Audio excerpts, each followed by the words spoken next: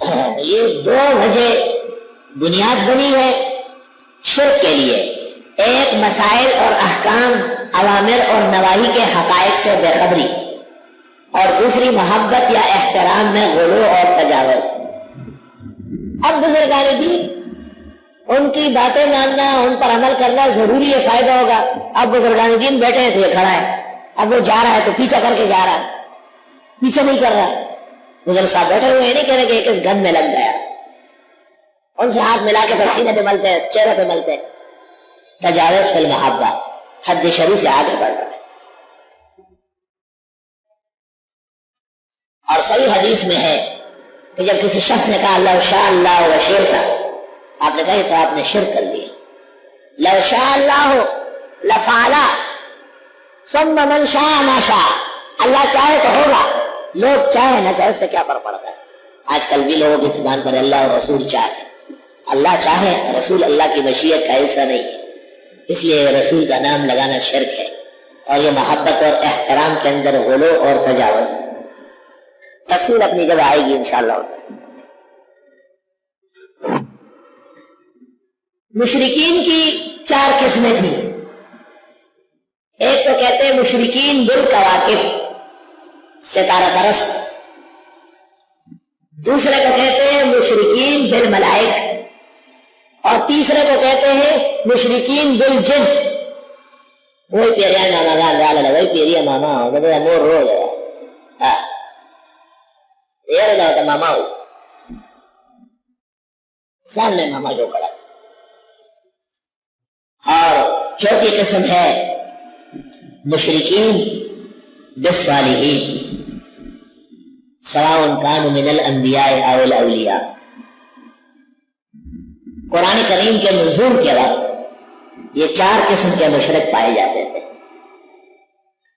اور قرآن پاک ان چاروں کا رد کرتا ہے۔ ایک مشرکین بالکواکب، تدبر فی النجوم ولست تدری ورب النجم یفعل ما یرید۔ یہ مریخ، یہ مشتری، یہ زحل یا طارق، یہ مشتری۔ آج لوگ بکواس کرتے ہیں فلاں ستارے کی گردش میں فلاں آ گیا فلاں آ گیا۔ قرآن پاک کہتا ہے وَبِالنَّجْمِ، ستاروں کے ذریعے تو یہ لوگ راستے پاتے ہیں۔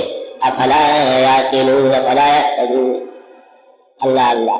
اور قرآن پاک کہتا ہے وَالنَّجْمِ اذا ہوا، ستارہ تو ڈوبتا ہے۔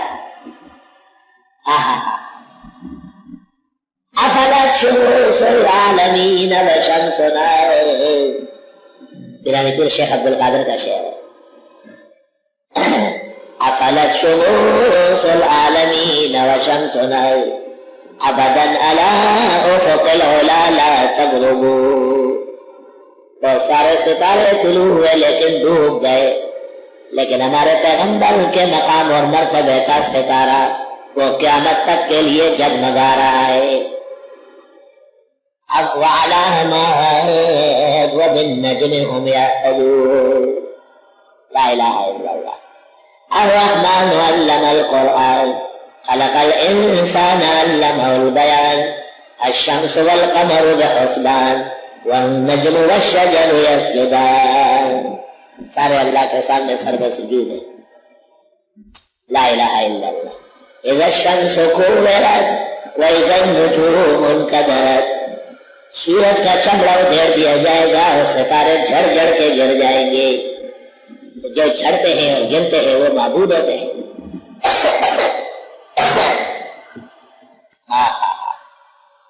مشرکین بالکواکب، مختلف ستاروں کے بارے میں مختلف خیالات کہ اگر عطارد میں کوئی آ جائے تو اس کی قسمت اچھی ہو جائے گی، دنیا خوب کمائے گا۔ اگر مشتری کے اندر آ جائے تو محبوبہ سنگل کیوں نہ ہو نرم ہو کے پیروں میں آ جائے گی، اور مریخ جس کی قسمت اس میں آ گئی اس کی ایسی کی تیسی ہو جائے گی۔ آج کل کراچی، کوئٹہ اور صوبہ سرحد مریخ میں اترے ہوئے۔ ایک اللہ کو ماننے والے، آسمان و زمین کے بزرگ و برتر پر اعتقاد رکھنے والے مخلوقات سے کیا ڈرے؟